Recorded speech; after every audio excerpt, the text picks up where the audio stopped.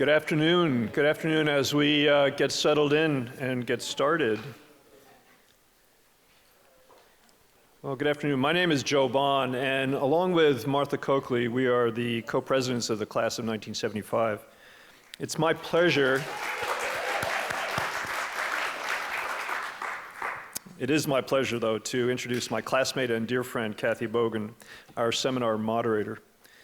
Kathy's creative journey found its roots in journalism, as she says, quote, from the visual side, designing pages, graphics, and various publications from the Rocky Mountains to Nairobi, Kenya, unquote.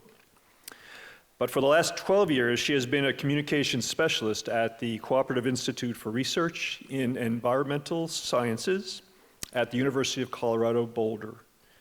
This afternoon's seminar is an outgrowth of Kathy's seminal class website, 75creates.com, displaying the inspirations of our many classmates' creativity since 2020, along with the collaboration of Julie Behrens and our three speakers, Susie Read Cronin, Reggie Garrett, and Jesse Marsh. Kathy. Okay, so there's 75 Creates, and a lot of you have seen it. I want to tell you all a little bit about Reggie, Susie, and Jesse. And let me just say that Susie lives in California, Reggie lives in Washington State, and Jesse lives in Palermo. So arranging our, and I live in Colorado. Arranging our Zoom calls was a math exercise that worked occasionally. So it was very fun to get people together from all over the place. So in 2020, everyone knows the class of 75 was going to have its 45th reunion, and I had been coordinating what was supposed to be an exhibit of our class's creations, books, recordings, visual arts, to have it in our headquarters and share with everybody. But COVID shut it down. So I thought, well, I can do the same thing and I can put it on a screen. And I knew enough about setting up a basic website that we took this all online. I asked the class if they wanted to share a bit about their creative work, and many of you did so, thank you very much. And it was a really great way to connect with each other across big geography, and also to share ways in which we were finding inspiration either professionally or on the side or whatever. So more than 30 of our classmates responded with their creative work, which include books, music, movie scripts, poetry, sculpture, TED Talks, photography, Zentangle, wooden boats, architecture, and the creation of wholesome, natural, and sustainably raised beef. And it also became a home for Gordon Earl's podcasts, A William's Life, which many of you have participated in different ways. But I wanted to have this talk because for me personally, I think creativity is at the core of health. And it's been that way for a long time. And I think these are three people who use creativity in their lives in a way that inspires me and can inspire health in other people. So that's part of the reason they're here. But it could have been anyone on this list of people who shared their work. So kudos to all who participated in this. It's still open until I finally turn over this website to Walter Clark. Which, Walter, are you here? But I wanted to talk briefly about creativity, and it was appropriate that I think last week the New York Times offered a week-long creativity challenge, which some of you may have done. And I want to just read the intro that they had to that exercise. Many of us have a narrow definition of creativity. We think it's a rare gift reserved for artists. But we're all creative in some way, whether or not we think so. And being creative comes with big health benefits. It can energize you, sharpen your ideas, problem-solving skills, and act as a powerful antidote against burnout. Research links creativity to happiness, well-being, and take note, class of 75, a 2021 study found that older people who participated in creative activities showed less cognitive decline than those who did not. So, recommended. Practicing creativity or simply interacting with it can also make you more empathetic and open-minded, said Dr. Elizabeth Gaufberg, an associate professor of medicine and psychiatry at Harvard Medical. Engaging with art helps people tolerate ambiguity and listen to other perspectives. It helps people stay curious. I think those are very good skills to have these days. So, with those thoughts in mind, I would like to introduce our speakers, and each one of them is going to share a little bit of their work. And I'm going to start with Reggie, who's been, among other things, a systems engineer for IBM, a computer-centered disaster recovery something specialist, thank you, a high school teacher, and through it all, a musician. He currently performs both solo and with his group, Reggie Garrett and the SnakeOil Peddlers. And he lives in Olympia, Washington. So we have a performance from Reggie to show.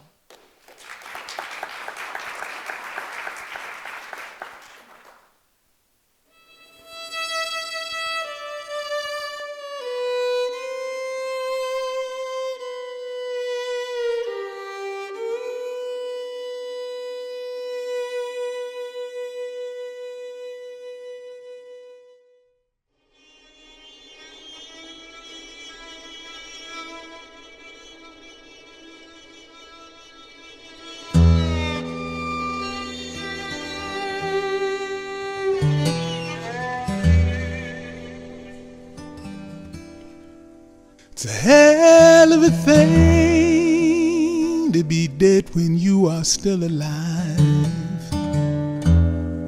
It's a hell of a thing to see that blue sky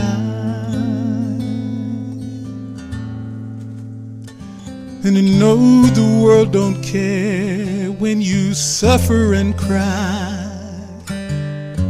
that you've died inside.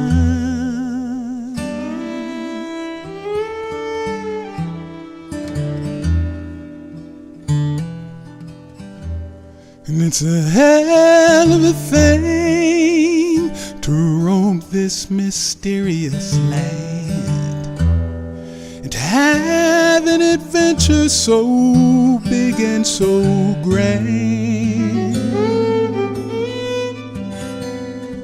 When those red folks rubbed my skin so hard with that sand, I sacrificed my blood to this brand new land.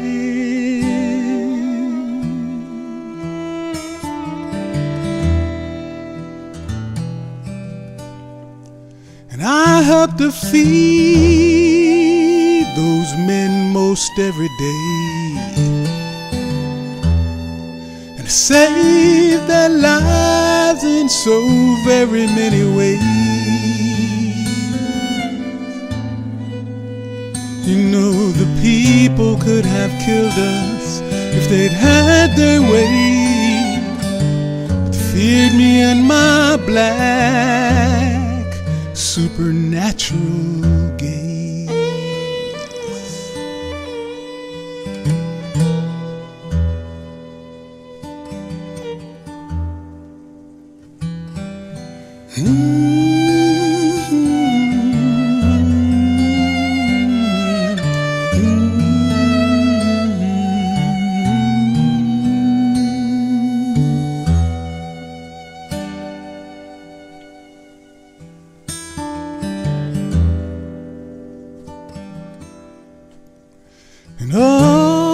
the people named me Raven Son.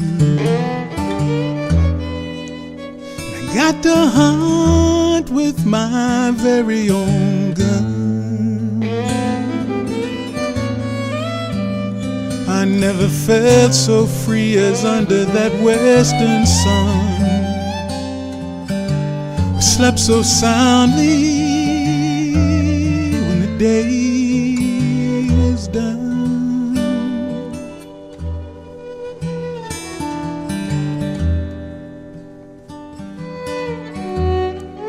And oh, we roamed by presidential decree. And oh, we roamed from sea to shining sea. For my service to the nation, they should have set me free. But now I'm back here and no one sees me.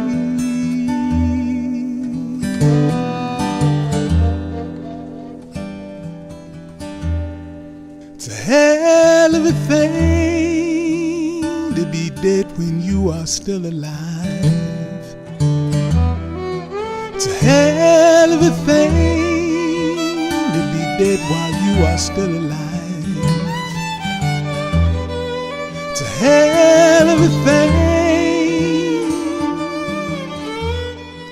a hell of a thing, a hell of a thing.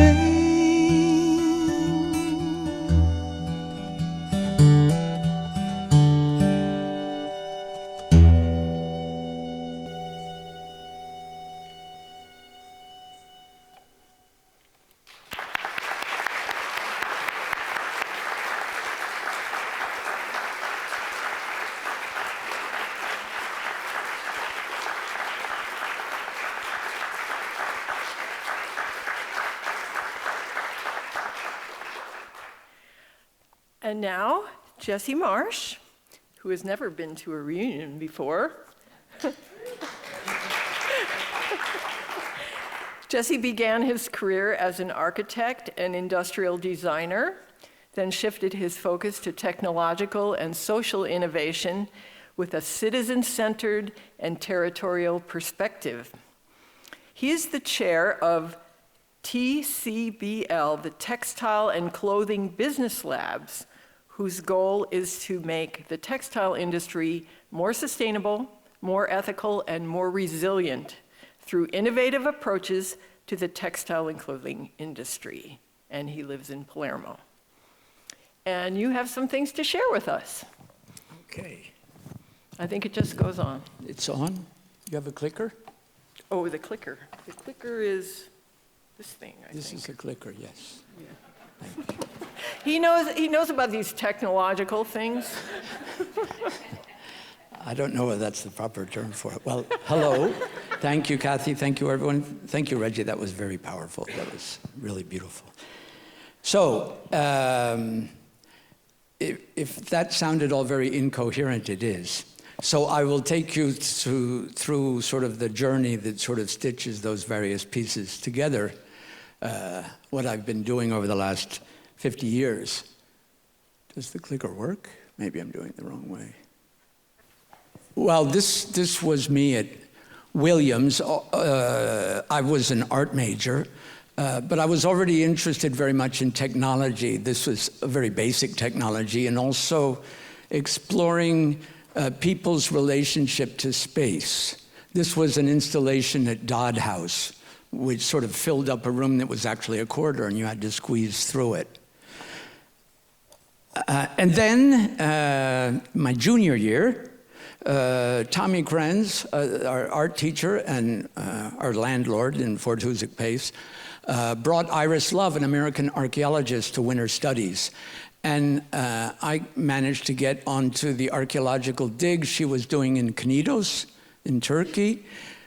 That points to Izmir, because that's where I flew in. Anyway, I managed to go on that dig, but unfortunately, that was the year that there was a war. The Turks invaded Cyprus. I ended up in the middle of that war, and it was kind of complicated to get out of Turkey then. And so I had to go to Rome for a 5-day layover on my way back here, and fell in love with Rome. It is an amazing city. And when I got back here, I connected a lot with E.J. Johnson, the art teacher, who shared my love for Rome and taught me all about Borromini and Bernini and a lot of the architecture in Rome. But he also turned me on to this movement of industrial design that was going on in Milan. This was the catalog from a show at the Museum of Modern Art in '72, and I sort of devoured the whole thing and absolutely wanted to be part of that. And so, after I graduated from Williams, I was fortunate enough to receive the Hubbard Hutchinson Reward, which fellowship, actually it is, which changed my life because it allowed me to go to Italy for 2 years. So I went back to the dig, but then stayed in Rome on my way back. I was in Rome for a couple of months thinking maybe I should be a painter, and then maybe not. And then I went up to Milan, which was the heartland of that industrial design scene. And I was fortunate enough to get into the studio of Marco Zanuzzo on the left and Richard Sapper on the right. Below are some of the things they designed. And the school, the idea was that industrial design was more sort of a Renaissance thing. That you would try and reinvent the language for objects and try and find almost domesticated vocabulary for new materials, which you can see in their work here. And also in these offices, they were organized sort of like in the Renaissance. You hear of the school of Raffaello and so on. These were maestri, and people would sort of apprentice there and learn the craft there rather than at school. So I never came back. I was going to go to architecture school, but this was much more fun. And then after 8 years with them, I branched off on my own, and these are some of the things I did. Within that spirit, I would say this is Vortici, a company that did industrial fans for factory sheds, and we reimagined it for a domestic setting, for a living room or a bedroom. That was in the early 80s, I think. This is a chair for Arflex where I used spring steel to give the chairs ergonomic features that were normally only in office seating. And this is a executive furniture set where the idea was to reinvent the executive desk from this sort of heavy, I am powerful and my secretary's in there typing type of logic to somebody who was a knowledge worker who maybe had a portable laptop, imagined himself more at a 19th century secretary with this sweeping glass inviting collaboration from people in his office. And this is for a client doing medical products. This was packaging for pacemakers, which have a very complicated opening sequence, because people in here who are medical people know this, that you have to go into the sterile environment in a couple of steps and so on. So the packaging, you see, tries to make it clear where you should put your fingers to try and make it foolproof, and so on and so forth. But this was also the mid-'80s, and that was when computers started going crazy.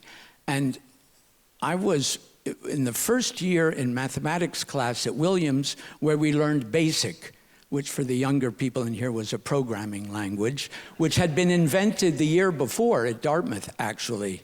And here at Williams, I remember in Bronfman, we had these stacks of punch cards that you would take. Did you do that too?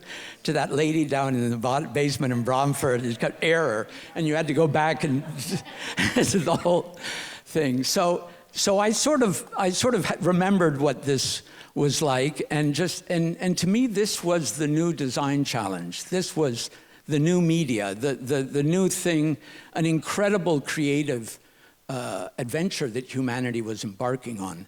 So I dove into it, learned assembler too, a little bit, enough to be a mess. And then one of my clients had me design a programmer for pacemakers, and that's the design. But the thing is, we turned it on, and the screen was awful, and you couldn't figure out how, they were programming this thing in binary, just to give you an idea of where we were at that time. So nobody would pay me for this, but with them we agreed I would redesign the alphabet, the screen graphics, even the logical flow of this thing. So this being in the mid-'80s was one of the earlier examples, I think, of interface design, and it sort of merged the industrial designer in me and the computing fanatic. And then I managed to get through another design thing. I was doing communication design for a company called Datamont, an IT company for a big industrial group in Milano, group of Ferruzzi, that guy that committed suicide. Anyway, and I started and they were doing projects with the European Union. These are collaborative research projects where to get a grant you have to put together a consortium of about 10 or 12 people from 4 or 5 European countries. So, and that was fun. And I also could speak English, which was a big help at the time.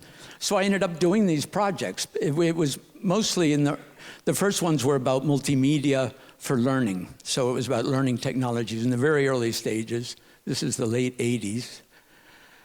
And since I was working with people in Germany and Ireland and in Spain and so on and so forth, and we were starting to use the internet then, in those days you could, with CompuServe, you could basically wing it.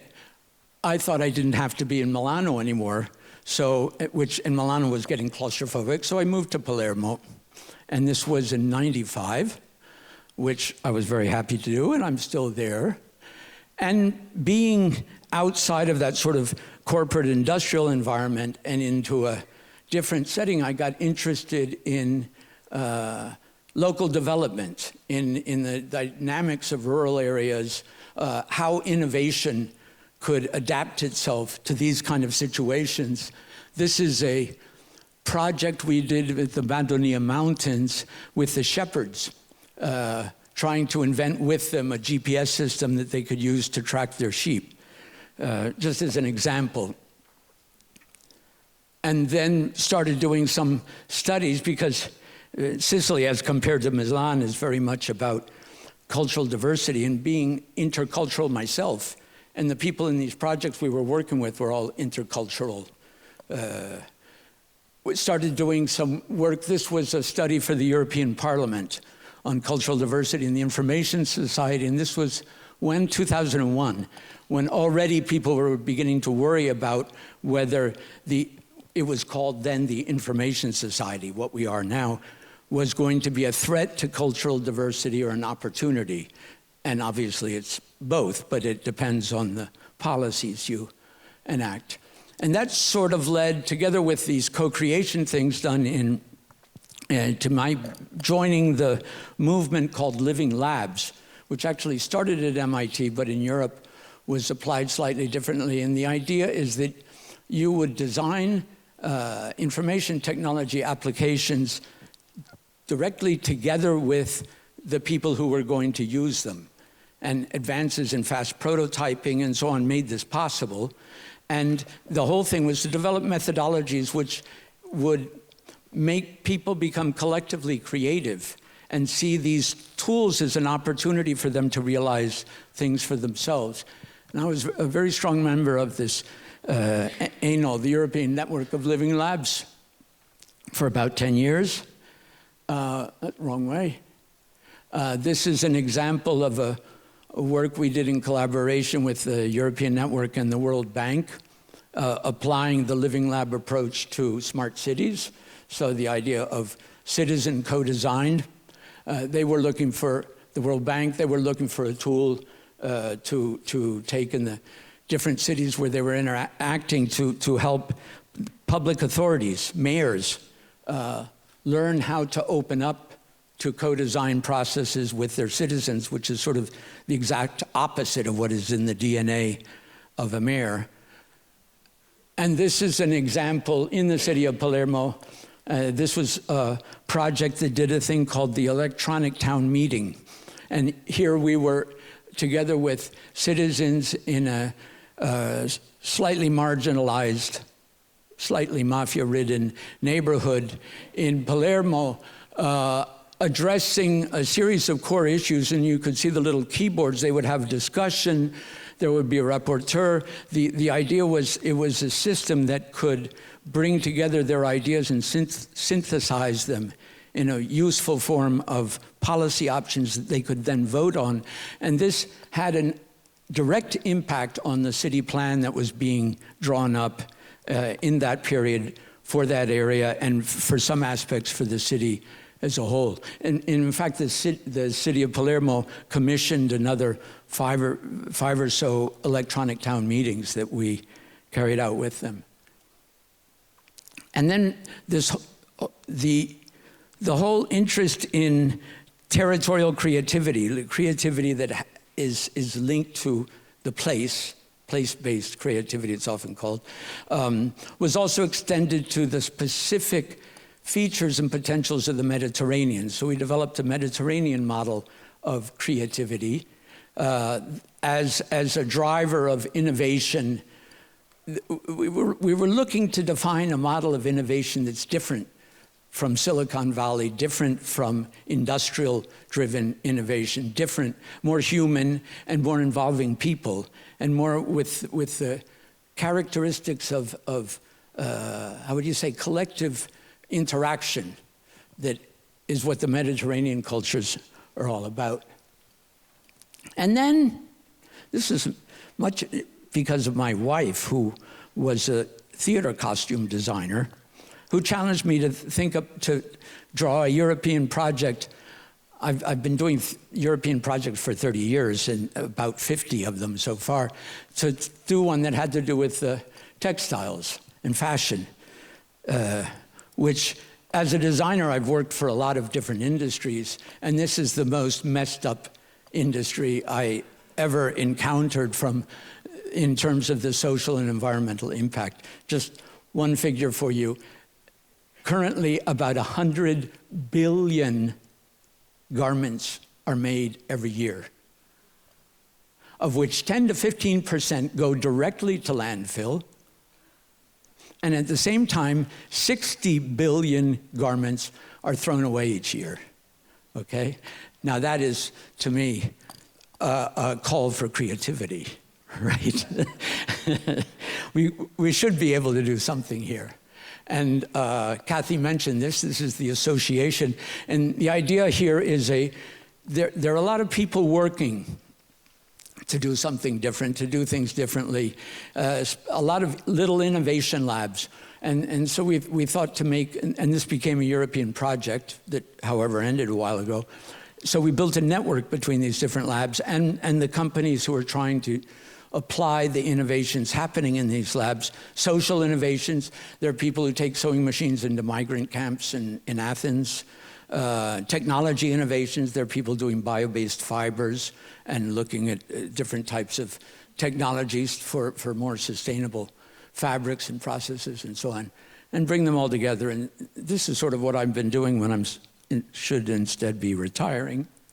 This is an example of one of the labs, and it's they developed a methodology for networked labbed experience, where a series of 5 or 6 labs could carry out an experiment together. And here they're doing something very interesting, dyeing fabrics using bacteria, growing bacteria, treating it in a certain way, and it does very interesting things to the fabrics. That would be zero environmental impact. And I was talking before about bio-based things. This is sort of my new passion. It's fascinating. You can make biorefineries that collect agricultural waste and transform them into cellulosic pulp that can be extruded to make fibers.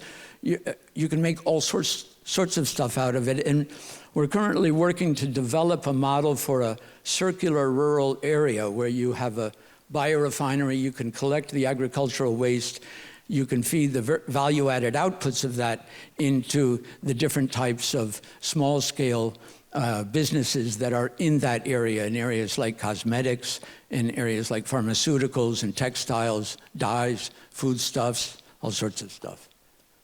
So that's me. And then I came back here. I came here because Robin Geisler called me in October. And I realized that behind this thing, there is an incredible organization of people who spend an incredible amount of time organizing this and getting us all together. And I would like to thank her for that, because I'm really glad that I came. And then Kathy Bogan got in on the thing and got me even more enticed into coming here and to working with her. We had a great time organizing this thing, and I would like to thank Kathy. And then I did, however, get a refundable ticket and was having sort of second thoughts as time was approaching. But then, and I remember when it came out, I looked at the internet with anxiety, but saw that the college president, Maud Mandel, was one of the 200 signatories of a letter defending the values of Williams, and I had to come back.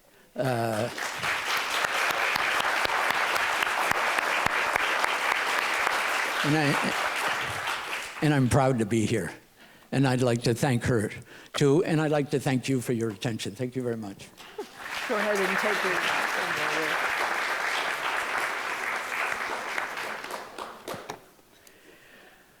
And now for something completely different. Susie Read Cronin is a visual artist. We getting there? Hello. We got slides. Hello? Oh, here we go. All right. She's a visual artist and a poet who works with bronze, paper cuts, collage, and words. She describes one of her central themes as play. You can see some of her work at the Greylock Gallery on Spring Street, and she lives in California. Thank you, Kathy, and thank you, Jesse and Reggie. Those were amazing. And I'm realizing how many connections we have. When Jesse talked about computers, when I first started out, before I wanted to bronze sculpture, I made animal play suits for children, and it was a mail order business, and maybe some of you guys had your little children running around as rabbits or pigs.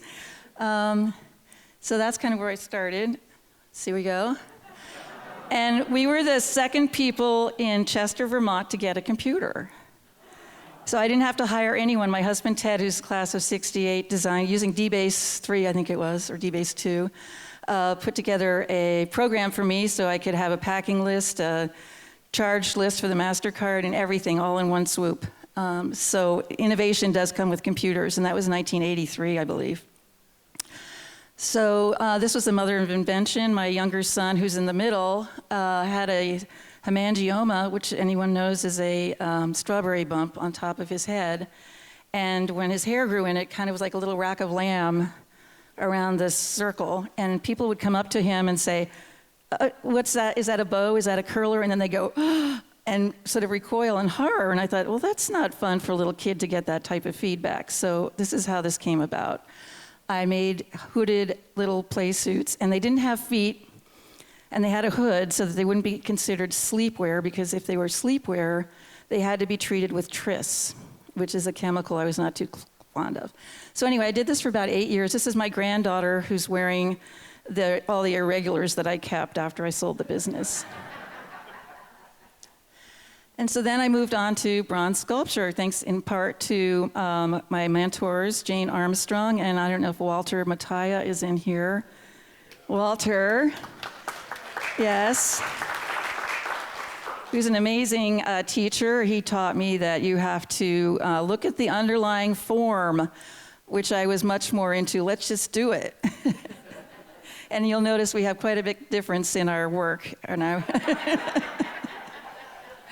And I also learned, he told me another thing. I did stop drinking last August, but he said, never go visit your model that you're making after you've had a glass of wine after dinner because you will for sure wreck it. So that was very good advice, Walter. Thank you.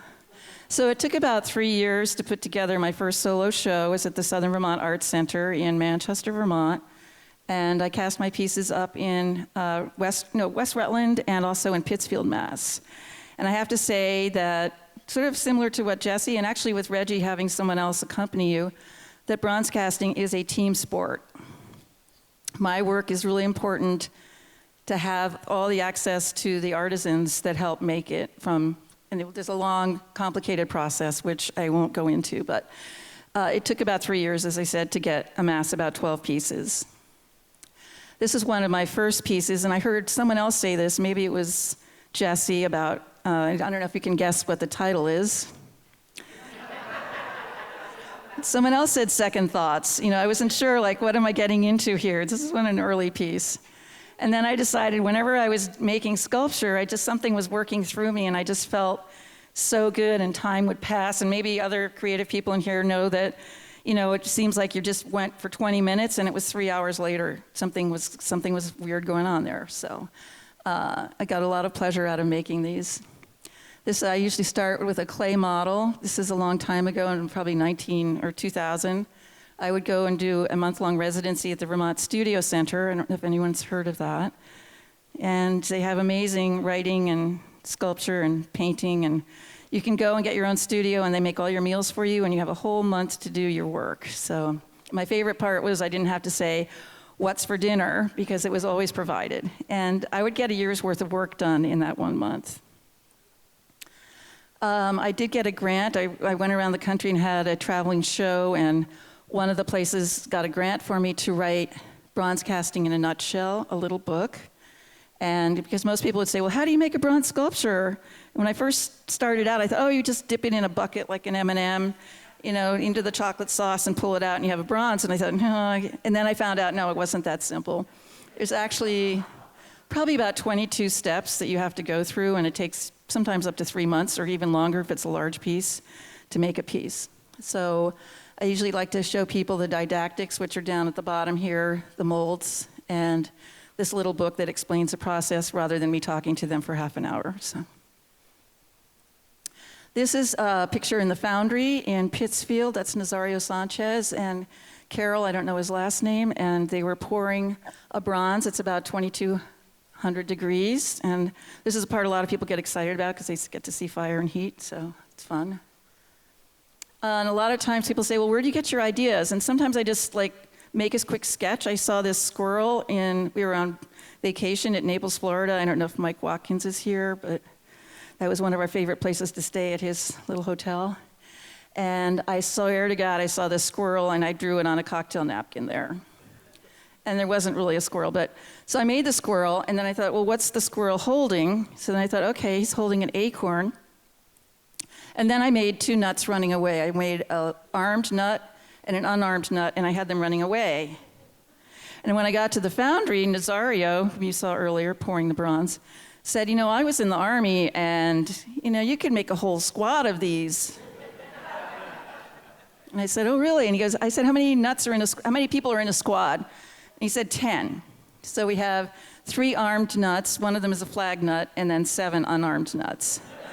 So it changed the whole feeling of the sculpture. Rather than the other nuts running away, they were now coming back to the rescue, to this one, to pick him up. So this was a real crowd pleaser. People really enjoyed this piece. And the other thing is you can move the nuts around, and you can circle the squirrel, and you can have them all over the place, and camouflage and snipers. So anyway, that was a lot of fun, and it also made me realize I like to work with multiples sometimes. So making more than one of something can have a lot of power. And sometimes they like to play with each other, and they do their own drawing. This is XXO. People say, why did you call it XXO? And I thought, well, if I was an elephant, I had a pen in my trunk, what could I do? It would be an X, and an O. And then the bigger one now, they can have them interact with each other, which is another thing I like to do with my work, which is to have them, and as Kathy said, a sense of play, that they can actually play with each other and I can play with them as well. So they're not quite Barbie, but they're close. And then I got into making some larger pieces. This is XXO Big. And he was installed at the Brattleboro Retreat. It's a psychiatric hospital in Brattleboro, Vermont. And it was in honor of Rob Simpson, who was the president or executive director there, who really brought the place back to life. And he was going to retire. And I said, Rob, what would you want the elephant to write? And secretly I was hoping, I hope it's going to be a 4-letter word, because I have to pay a guy to come and engrave it in the cement and then put a little gold lettering on it. And so I waited and I thought, well, maybe it'll be faith, maybe it'll be love, maybe it'll be... And I got his message and he said, courage. I thought, wow, that's perfect. And the stick that he's holding actually came from the tree that's behind the piece. So I thought that was like interacting with its environment. And then I just like wheels, and I like springs, and I like things that have negative space, and I like things that are wobbly. Nothing in my world is correct, really. But you kind of know it's a rabbit, even though there's no, and you know it's a bicycle maybe, because I give you the significators or signifiers of the things. Like, that is a one-eared rabbit. There are no pedals and there's no handlebars, but maybe your mind will make the association that it is a rabbit riding a bike. So I like people to bring their own imagination to my work, and I like to not go too far on it and make it too realistic, because I really enjoy the fact that life isn't always lined up correctly and everything isn't always round, and yeah, it's more fun for me. So I'll just leave it, say, stop, don't touch it anymore. So, and sometimes I work with rules, and sometimes I like to break the rules. We were moving from Manchester to Santa Barbara, and I had a big cupboard of jars that I had saved over the years.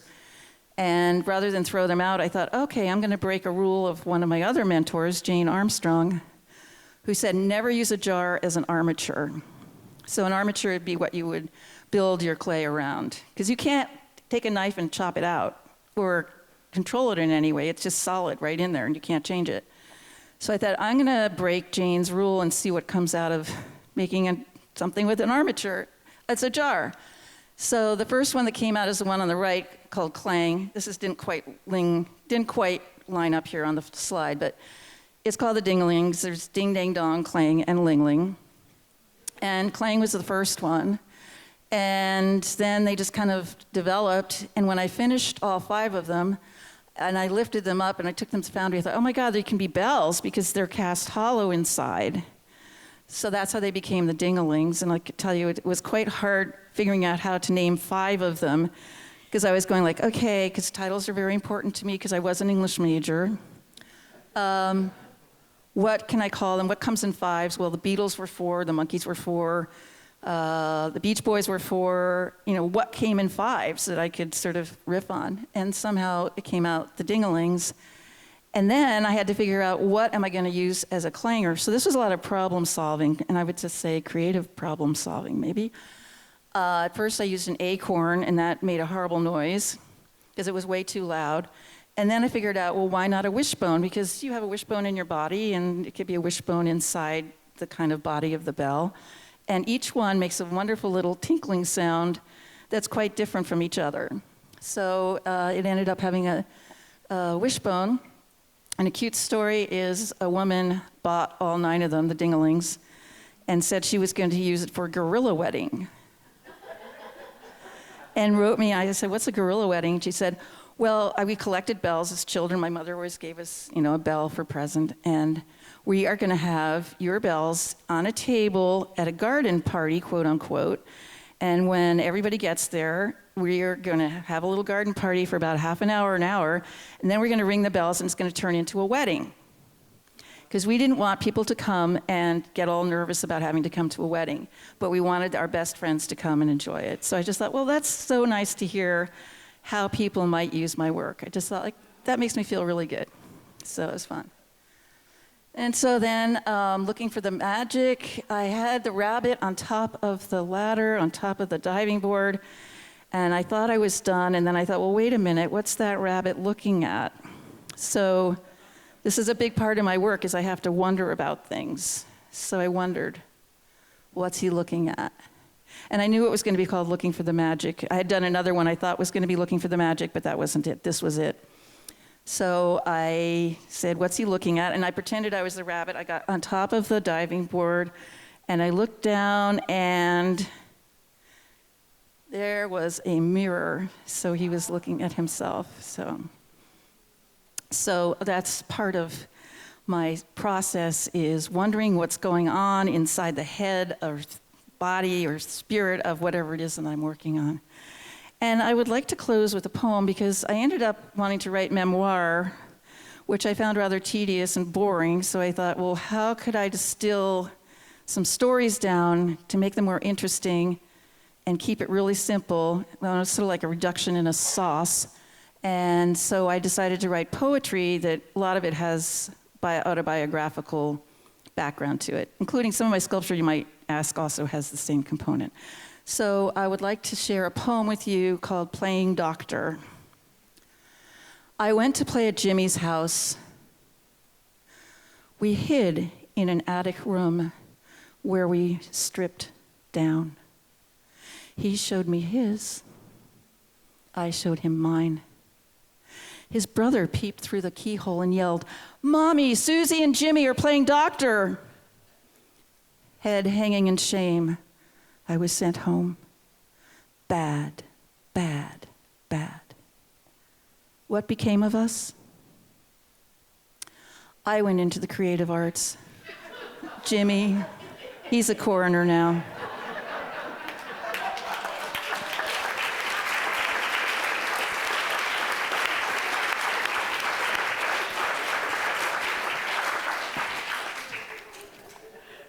So that's kind of a tiny taste of what's on 75 Creates. You can find a little bit of everything, and I hope you go to 75creates.com. So we wanted to have a little conversation more about creativity, but we also want to have this be very open to you all, to ask questions, to throw in your own ideas, whatever you would like. So please don't hesitate, raise your hand, come on up, whatever you want to do to make this as creative as possible. So I'm going to ask right now, does anyone have any questions? Or we can wait till the end. Nancy Reese Jones. Nancy Reese Jones. I'm to ask this. What do your sons think of being named Read and Write? I mean, I don't know if everybody read the bio, but it's just wonderful. And she ends it with, my sons are named R-E-A-D and W-R-I-G-H-T. Well, Read is my maiden name, and Wright is my husband's middle name, and also my grandmother's brother's name. So, but they both have another first name. So it's Alexander Read Cronin and Christopher Wright Cronin. And we tried calling the younger one Christopher, and everybody kept calling him, "How's Chris?" And I go, "It's Christopher." So finally we just said, let's try Wright and see how that works. So he ended up with Wright. And then he said, no, it's Wright-er. When he was about 5. Now he's just C. Wright Cronin, and the other one's A. Read Cronin. So that's how it happened. But everyone goes, well, are you having your third arithmetic? And anyway, it just happened, happenstance. Any other pressing questions right now? We're going to chat a little bit, and we may talk about some links and things. There is a limited number of handouts in the lobby if you want to pick up on the links to Susie, Reggie, and Jesse's websites, which have a lot more on them. But one of our first questions is, who are your mentors, inspirations, touchstones that guide your work? And I'll come sit down with you. Who wants to go?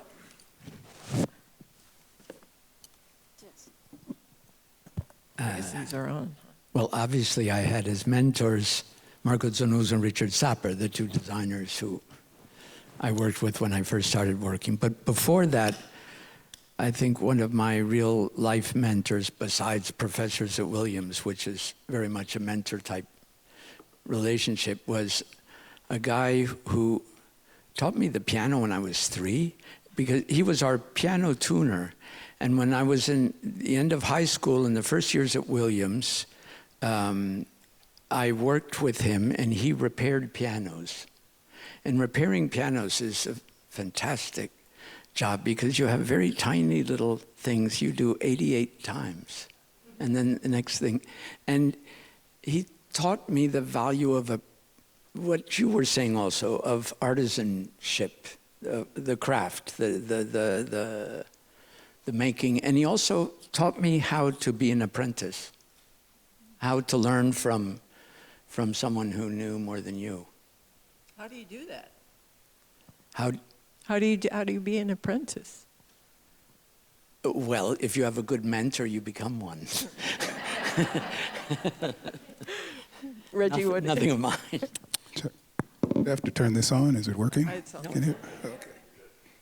Okay. I guess what I'd have to say is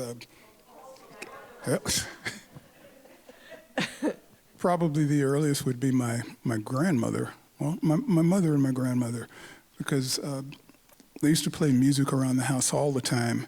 And my parents were always very supportive of me in anything I did. I mean, I painted and drew from a very early age. I was always doing that. And so they figured early on, this kid's going to try to be some kind of an artist.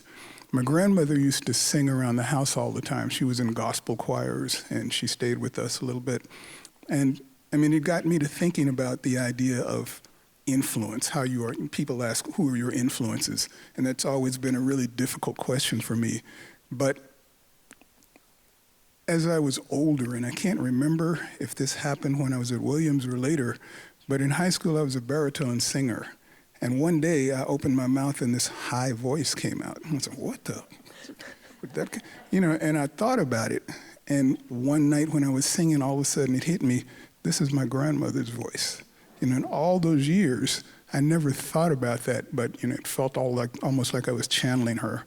I would say people like Richie Havens, which I didn't really know or think about at the time, but I remember seeing Woodstock, and I was interested in the band that he had, and really didn't think much more about it, except that was interesting. And as time went on, when I formed my band, the SnakeOil Peddlers, it was modeled very much on his. I didn't think about it. I didn't do it on purpose. I wasn't even aware of it at the time, but I played acoustic guitar and sang. My lead guitarist played acoustic. We had a Latin percussionist, and later on a guy who also played tabla. So, a few mentors. It was never really a conscious thing, but those things just kind of got in over time. Is this on? Yes? So I would say, just listening to other people, Reggie channeling his grandmother, I'd say my biggest influence was my father, who was actually a cartoonist and was really amazing sense of humor. And he also taught all of us the power of observation. We would have dinner together, and he would have us close our eyes and say, okay, what is so-and-so wearing? And you had to have realized what somebody else was wearing. And he would also pay us 25 cents if you noticed he'd had a haircut. So I can tell anyone at any time if they've had a haircut. I'm really tuned into that. But he also, the power of observation to me was like really a big part of my job, is I'm always looking at stuff. And I'm trying to look at it maybe in a different way of what I think I see. So I'd say that he was a really big inspiration. Plus, I'll just tell a quick little story. I had called, remember I said looking for the magic? I had made my father was also a magician. And I had done another piece called Looking for the Magic of a Top Hat with a rabbit sitting on the edge of it looking in. And I thought, oh, this is called Looking for the Magic. And I said, no. I looked at it, no, it wasn't right. And I was doing some yoga exercises in the morning, and my father had passed away, and I said, come on, Dad. He'd always help me with titles, and they're really funny ones usually. And I said, come on, I need help with this one. And I felt like a little acorn dropped on my head, and it just came to me. It was missing you. I thought, wow, so interesting, because it's the rabbit looking in, the magician's top hat, and the magician usually pulls the rabbit out, but here the rabbit's missing the magician. So that was, an inspiration that came from elsewhere, but a mentor of mine who was very important in my life. So, yeah. So this is on. Sort of extending from the whole mentor thing, you get feedback on your work. Where does it come from, and what do you do with it? Because feedback isn't always necessarily what you want to hear. So if you have any stories about that, that would be great. Well, I have a little one. I went to an art show where I had placed a pig of mine, was accepted into it, and it was called Piggly. And it was a pig that was lying on its black spread eagle. I don't know if you can envision that. It was a short little pig, and it was kind of spread eagle, okay. And I was standing behind these two elderly ladies, and they were looking at it, and one said to the other, "My, what a provocative pig." So it made me realize, like, wow, I hadn't really thought of it that way, but it's kind of a little sexy and racy, isn't it? Oh. So that made me think, got that feedback. And they didn't know I was there. I was just like a little fly on the wall.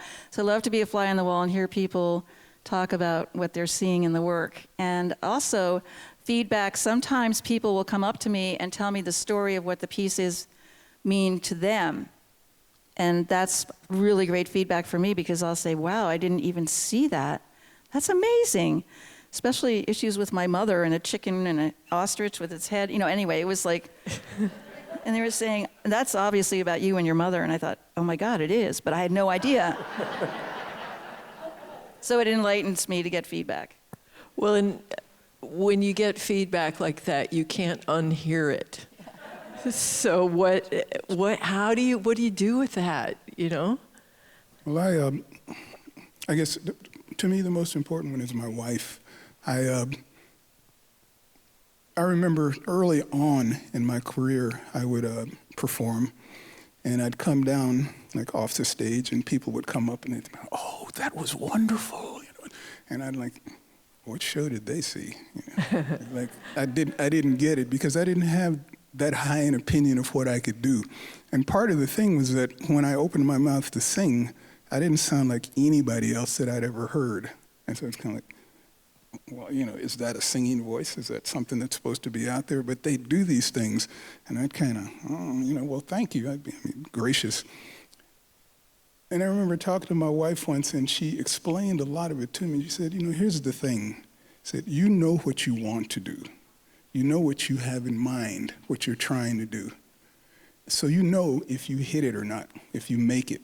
Like, you know that you flubbed that note, or this was flat when it shouldn't have been.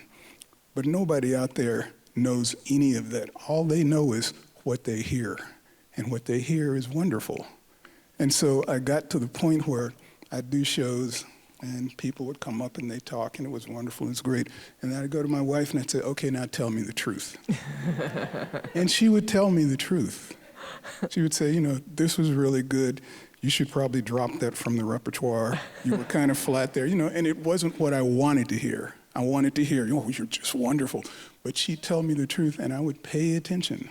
And part of the reason is because I know that my sense of aesthetics, what I like, tends to be different than most people. She is much more on the pulse of what people like in general and what's out there. So, I hope that I've been intelligent enough to pay attention to her over the years. Jesse, have you ever made a mistake? Another question. Do you have any stories? About making mistakes? I'll give you a minute if you want. I'm overwhelmed by the possibilities. I really wouldn't know what to say. I have made a lot of mistakes, yes. But when my job, what I do and what I enjoy most, and this may sound strange, is writing proposals, because it's a collective endeavor. It's usually about 10 or 12 of us, and feedback is very much part of the process. You write something and somebody else says, this is garbage, move this, and so on and so forth, and everybody seems to be part of it, and so on and so forth. And then you get the evaluation report back, usually when the proposal didn't pass. And you realize that even though you get the feeling that it's a lot of people contributing, commenting, and so on and so forth, you were off mark. You made a mistake. And You misread the intentions. You misread the situation. So then what do you do? Another proposal. That's great. Yeah. Walter. Hello, Walter. We're in the first classes of actually an art design major at Williams College. You know, and a number of us had Tom Krenz as your, I'm not sure what I'll call him. But Well, why don't you stand? Walter, can you stand? There are a lot of options. Which one were you Well, going to say? but one of the things that you actually, I'm not saying we got great art education here. I don't think we did.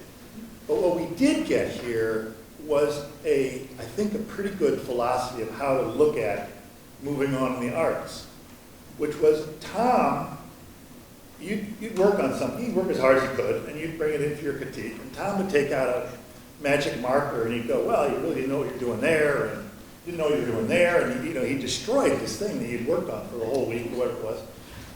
And then he would just say, okay, that's not, now, next time, bigger, better, and faster. And his whole point was that nothing you did was as important as the next thing you did. And I think I know that I've carried that in almost every project that I have done for the last 50 years, of looking at it and going, all right, next time it's got to be better.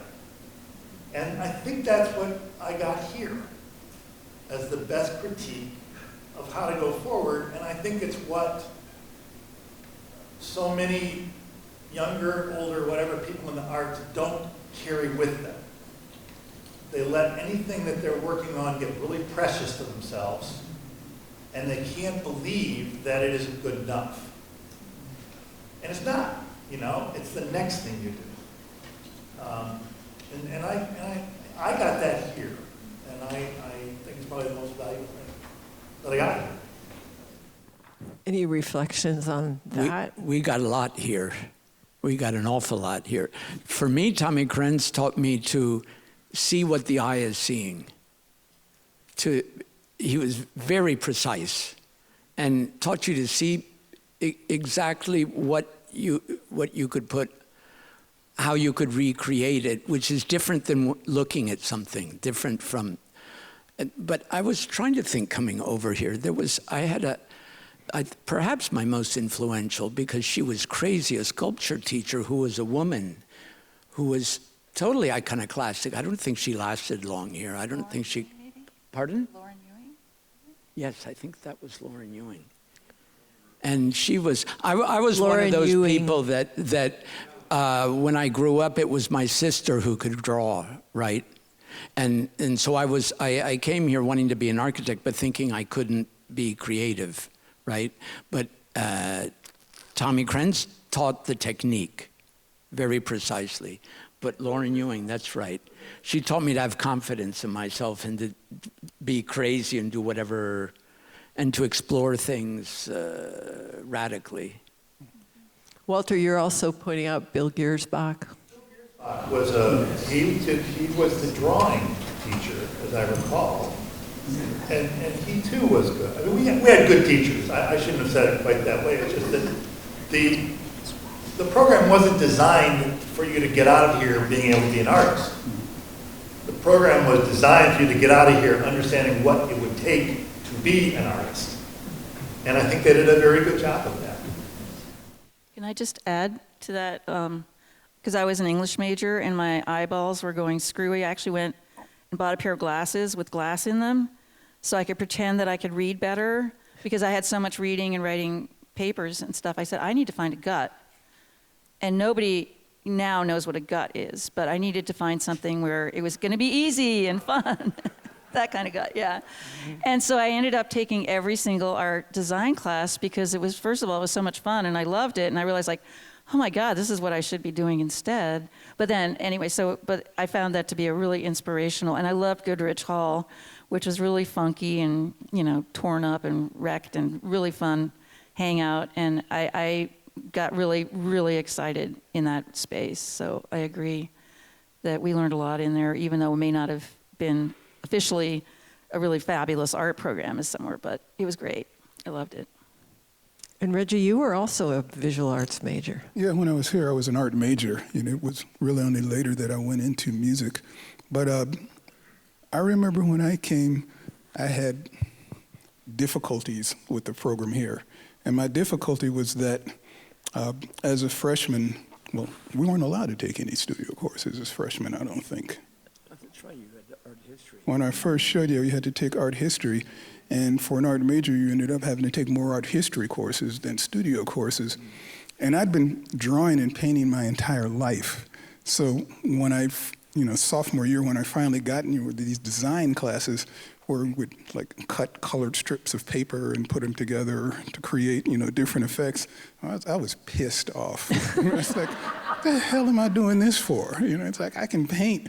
And so I almost flunked out because I just didn't go to class, and I'd go 2 or 3 times a semester. But when I finally did a painting, I remember Tom Krenz looked at it and he said, I think you know everything I've been teaching here, and he passed me. But I thought that the program, in my mind, the program had been developed for people who were going to go on into the business world or inherit their parents, businesses or something like that, but just to give you a little bit of culture. And it finally evolved to the point where they had to take us seriously because we were the first class that really wanted to be artists. And they weren't really ready for that, And I kind of took a lot of that, to heart. I remember that Tom Krenz tried to up the ante for us, and I appreciate it, but I think he tried to push some things a little beyond what we were ready for, like the semiology of graphics. I remember opening that and go, what in God's name is this? I want to paint. And you have a painting in the library. I don't think it's there anymore. You don't think it's there anymore? I heard it. We'll have to go over and look. Yeah, But yeah, we'll go see. My very first commission was a senior year. Right after I graduated, the college said, we're going to have the Martin Luther King reading room. And they asked me to paint a portrait for it. So I painted it. It hung there. I came back one day and told the kid in the library, tell him to put a plaque on it like every other painting on this campus has, or take it back.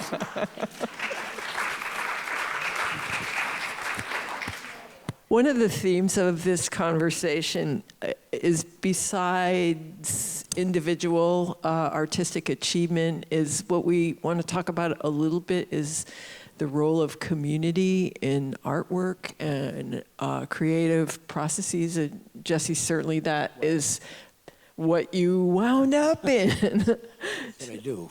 Right. Collective creativity. Right. And you have a link to an essay about collective creativity that's shared on the document that's out front. Yes, you do. So any comments about how you involve a community in what you do? I mean, by doing music, that's a group experience. It's very much a group experience. Right. And Susie, what you do too, also, there's an interactive quality to it. The main hurdle you have to overcome is that people, particularly today, are told by the world that they should not be creative, that they should be passive and just scroll Instagram and not that they cannot influence their future existence. So the real difficulty is to give people the feeling, yes, you can, and to empower them to do things. And that requires a very short feedback loop where you do something and you get a positive, and so you build on that positive feedback loop. And then people open up and begin to collaborate and work together and see that together they can make something. But I think it's possible, and it can be guided. The difficulty is also not to be the sort of designer, you know, the creative, how would you say, controller, the one who says, thank you very much, and then this is what I do, is to step back. Reggie, you're involved in a book club that is also creation of music. Do you want to talk about that a little? Yeah, some years back I was approached by some folks and they said they wanted me to come and work with them. There's a thing called the Bushwick Book Club, which apparently started in the Bushwick neighborhood of Brooklyn, but traveled out to Seattle. And what they do is they select a bunch of books for the year, about one a month, and then they assign each book to a series of songwriters, performers. And what we're supposed to do is read the book and then write something based on our experience of that book. And you know, that's a broad definition. It can be about the plot, the ideas, a character or characters. The first one I did was Animal Vegetable Miracle. You know, it could be about the experience you had with your grandmother planting and growing things as a kid that it reminded you of. And so that's been a big inspiration to me over the years. I think the last couple of albums I did, overwhelmingly most of the songs were Bushwick songs.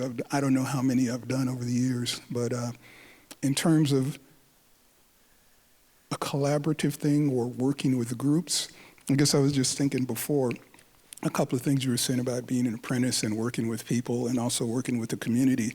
As a performer, as a musician, when I work with other musicians, I always make it a collective effort. I mean, I get great musicians. I'm fortunate that I have great musicians who like working with me. You know, I never knew why, but you know, they did. And when I do that, you know, I'll present the song and say, okay, here, let me see what you've got. And they've worked with me enough over the years to understand the kinds of things I like. But my bass player is a bass player. He knows, I mean, I play the bass, but he knows what it needs and what it takes and where to take it. It's the same thing with my lead guitarists, my drummers, my percussionists. And so I just say, give it, you know, here it is. And they bring it back and wrap it around me, and they make me sound good. You know, really, and that's the main thing that I learned over the years, was work with the best people you can. And, you know, learn from them if you can, but they make you sound good. You know. We're at time, and if you're interested, yes, we are. Ava Gruden is doing a reading, I think, at the bookstore right now. We'll all be late, but who cares? And 4:15. Okay, so you have 15 minutes to get down there. And before we end, I just want to thank Ned Reed for creating the watercolor that is on the cover of the class book. And you can buy your own print of this by stopping by the headquarters at Horn Hall. And there's an opportunity there if you would like to purchase one, because a couple people have already mentioned that to me. So thanks for coming. Excuse me, Kathy. Yeah. Before we go, I would just like to have a little tribute to Kathy. And I'd say, dear Kathy, thank you for all you have done to encourage and promote creativity in our class. Your 75 Creates brainchild has been and will continue to be an innovative way to create connection in our class. Your intelligence, curiosity, and enthusiasm are true catalysts, and we are grateful to you for putting together our very special panel. On behalf of all of us and those classmates whose lives you've brightened with your talent, we'd like to present you with this little token of our appreciation. It's called Come Fill Your Glasses Up, not only to Williams, but to the creative life, from the three of us.